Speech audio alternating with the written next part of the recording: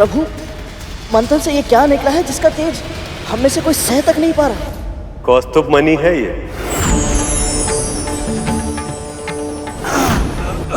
अंतहीन, अपराजित, शुद्ध प्रकाश की अभिव्यक्ति के रूप में परम चेतना का प्रतीक है ये। इसलिए इसकी शक्ति को सह पाना सबके लिए संभव नहीं है। तो फिर प्रभु, हम क्या करें इसका? कौन धारण कर पाएगा इसे?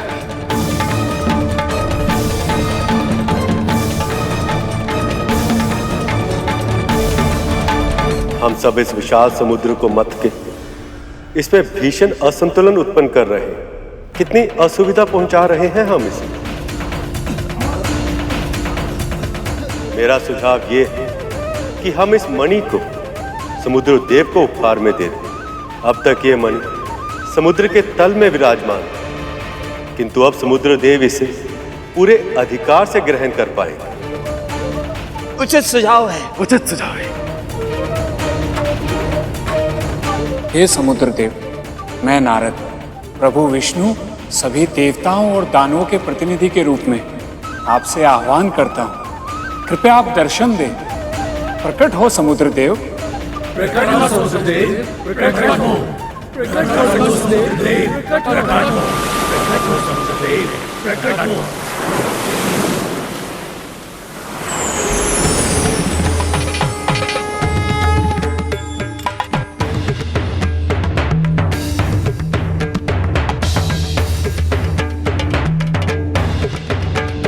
हे समुद्र देव, कृपया इस मणि को ग्रहण करें और हम सबको कृतार्थ करें।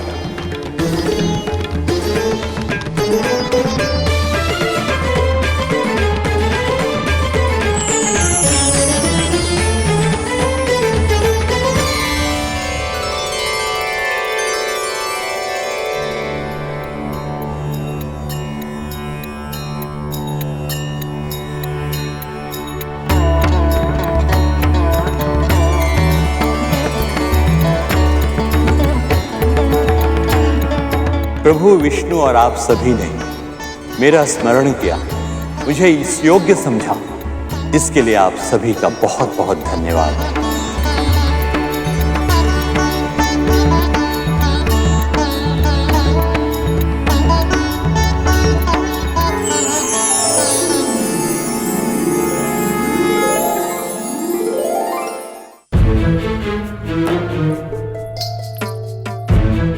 हो गया बाबा।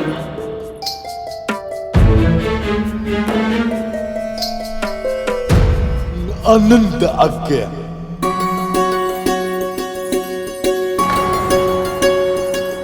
मुझे विश्वास है तेरे इस लेप से मैं शीघ्र स्वस्थ हो जाऊंगा। यदि ऐसा हुआ तो मेरी आत्मा तुझे ऐसा आशीर्वाद देगी कि तेरा जीवन निहाल हो जाएगा।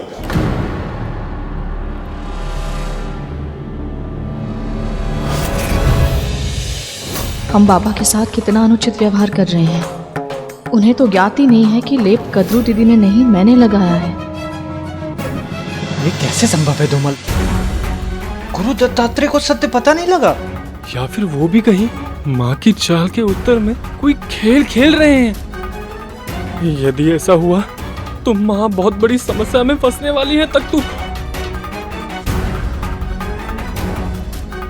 आनंद आ गया।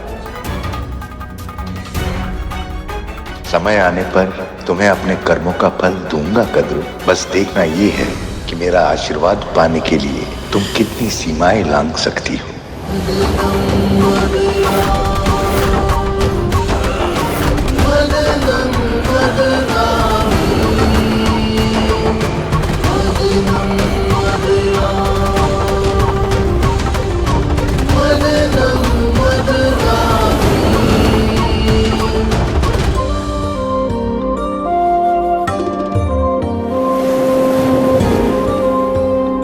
कब तक प्रतीक्षा करवाएंगी माँ?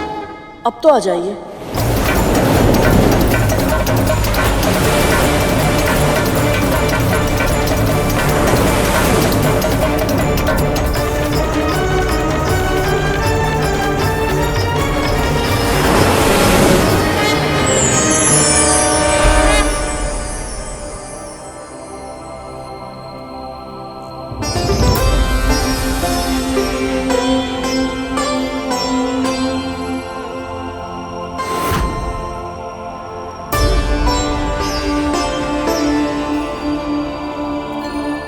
कल्पवृक्ष?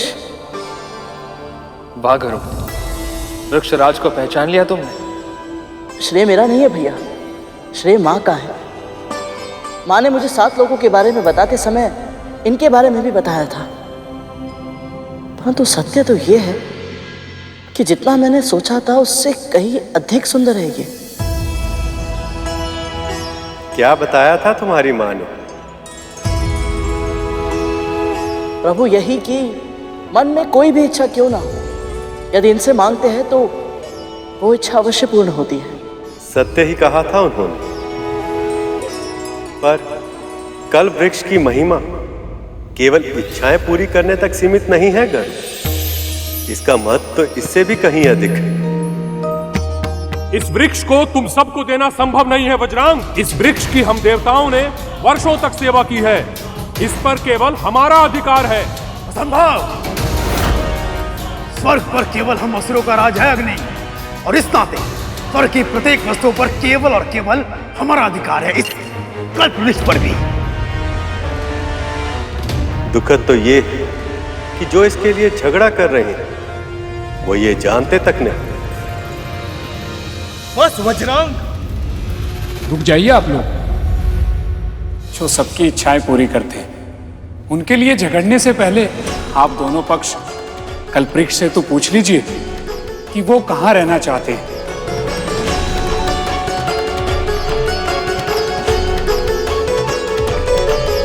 पुत्रों, मुनिवर सही कह रहे हैं, हमें कल्प वृक्ष का आह्वान करना चाहिए। हे वृक्षराज, कृपया सामने आइए।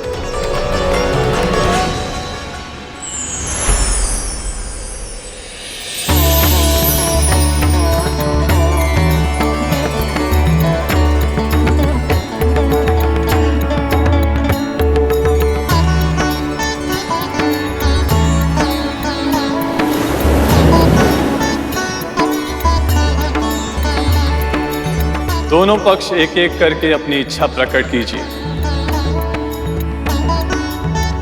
मैं किसी का भी चुनाव करूं, पर आप दोनों की इच्छाएं अवश्य पूरी करूंगा, और इसी क्रम में मैं निश्चित भी कर लूंगा कि मैं किसके साथ रहना चाहता हूं। वज्रांग, राहु, क्या सुझाव है तुम सबका?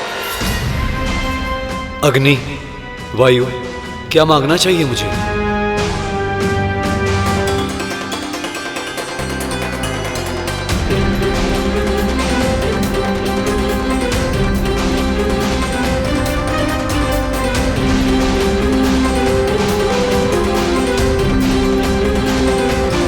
प्रभु को केवल माता लक्ष्मी चाहिए, मुझे मेरी माँ की प्रसन्नता। शेष भैया, आप क्या मांगना चाहेंगे कल्प वृक्ष से? मेरे पास मेरे परम पिता, परम प्रभु श्री विष्णु है। सब कुछ है मेरे पास, मुझे और कुछ नहीं चाहिए।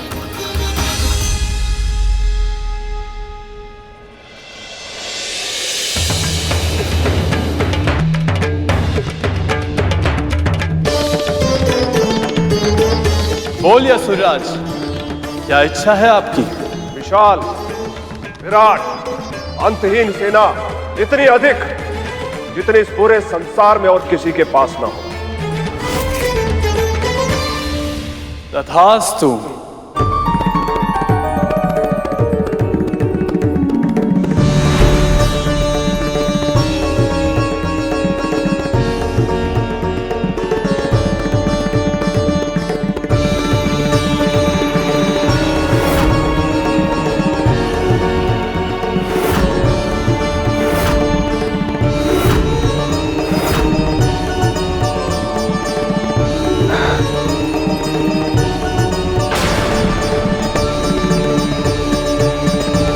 देवराज, शक्ति का पलड़ा तो पहले से ही इन असुरों की ओर झुका हुआ था। अब यदि ये अमृत संजीवनी विद्या की काट भी बन जाए तो इतनी विशाल सेना को पा लेने के बाद इन असुरों को हराना असंभव होगा।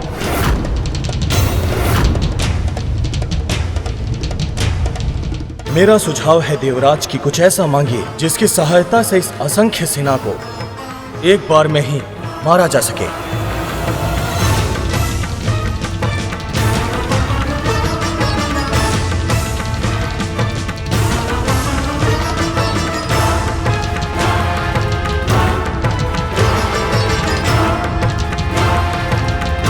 बोलिए देवराज, क्या निर्णय किया आपने? असुर तो अब पहले से भी अधिक शक्तिशाली हो गए। देवराज ऐसा क्या मांगेंगे जो इन्हें असुरों से भी अधिक शक्तिशाली बना सके? हे वृक्षराज, मुझे कुछ लेना नहीं, मुझे कुछ देना है आपको।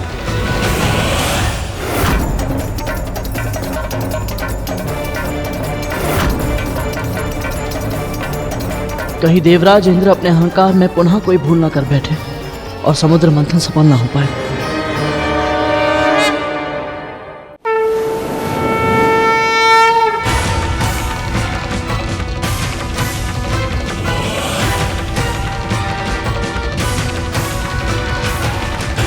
मेरी इच्छा ये है कि मेरा अभिमान, मेरा अहंकार मुझसे दूर हो जाए वृक्षराज।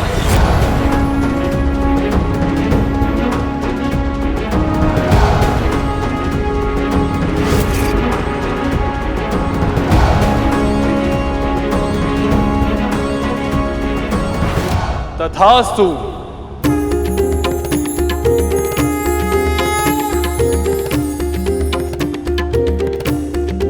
देवराज इंद्र ने भौतिक वस्तुएं ना मांगकर स्वयं के उत्थान के लिए अपने अभिमान का त्याग किया है, इसलिए मैं इन्हीं के साथ रहूंगा।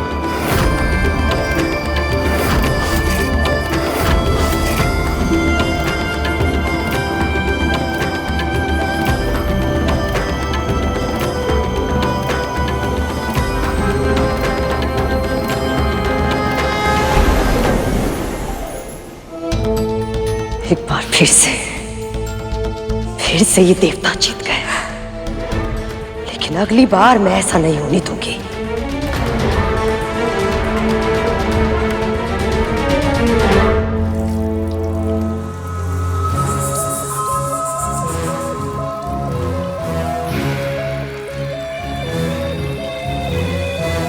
और जल डालो, न जाने कैसी दुर्गंध आ रही है। ऐसा लग रहा है मेरे तन में ही बस गई है। माँ, यदि आज्ञा हो तो एक बात कहें? माँ, बस आप क्रोधित मत होइएगा।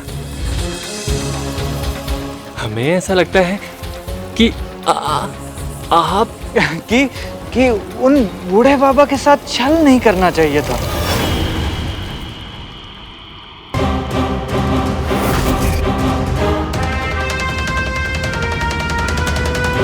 अब तुम दोनों मुझे बताओगे कि मुझे क्या करना चाहिए और क्या नहीं। जितना बोला है उतना करो, जल डालो।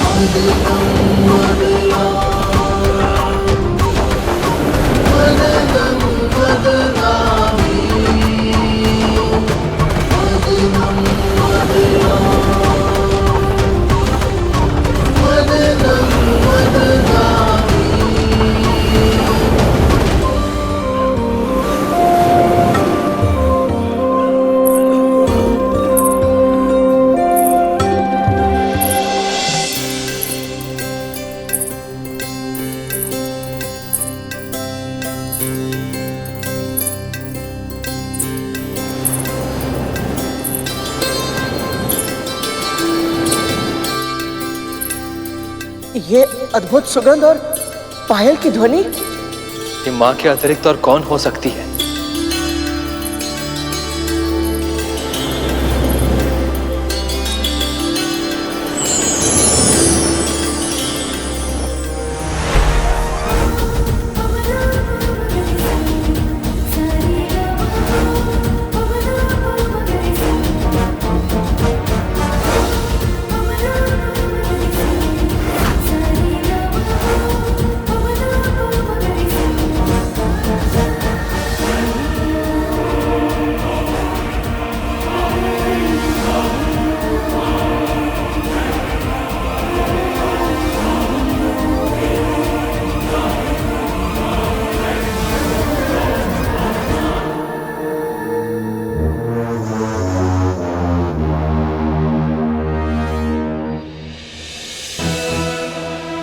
ये स्त्रियां कौन है?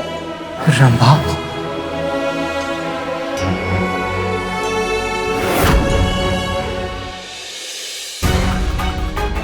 इस रंभा पर तो मेरा ही अधिकार होगा।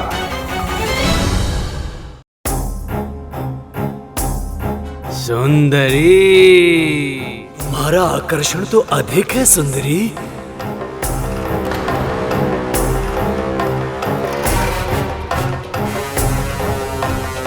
ये आप क्या कर रहे हैं? अप्सराओं को पाने का प्रयास कर रहे हैं। तुम्हारी बारी भी आएगी। इतने उतावले क्यों हो रहे हो? तिथि माँ। पुत्र,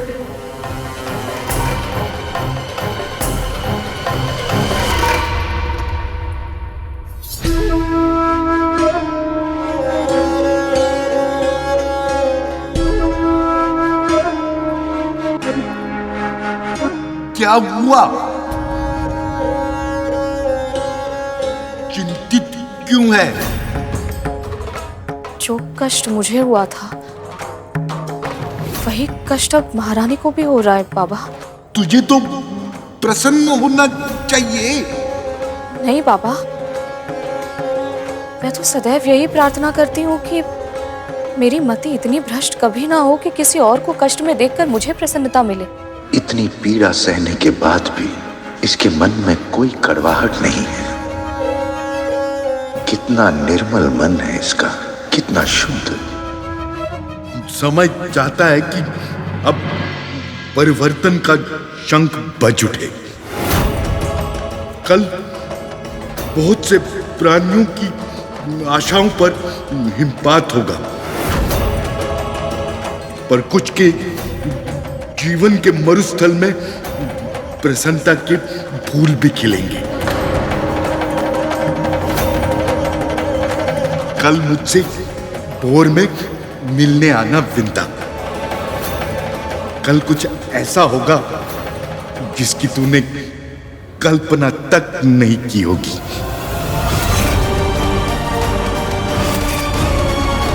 ऐसा क्या होगा कल?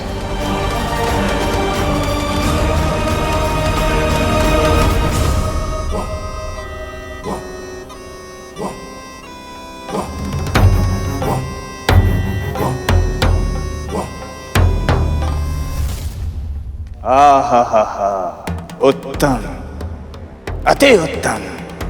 सुंदरी, विवाह कर लो मुझसे। तुमसे ही क्यों, मुझसे क्यों नहीं? पहले प्रस्ताव मैंने दिया है इसे, परंतु देखा ही नहीं, पहले मैंने था। समुद्र के हृदय से निकलते ही ये वज्रांग के हृदय में बस गई। प्रभु, स्त्रियों का तो सम्मान करना चाहिए। ये सब तो कितना अनुचित व्यवहार कर रहे हैं इन सबके साथ। ये अप्सराएं मन के भीतर छुपी कामना की प्रतीक हैं गरुड़। इससे जब तक उस कामना पर नियंत्रण नहीं होता तब तक ना तो ये विवाद सुलझेगा और ना ही देवी लक्ष्मी प्रकट होगी। विवाह तो केवल मेरा होगा। राहु, बड़ा मैं हूं, विवाह मैं ही करूंगा।